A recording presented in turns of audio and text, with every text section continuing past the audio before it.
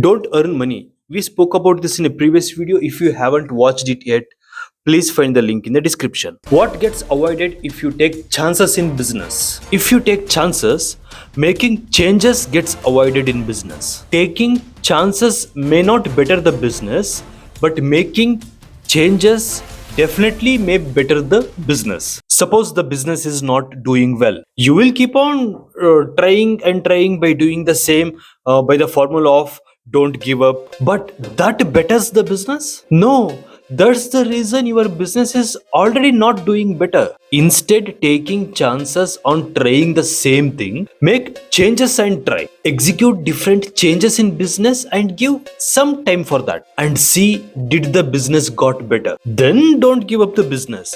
Give up the chances and make changes. Chances are not consistency in the business.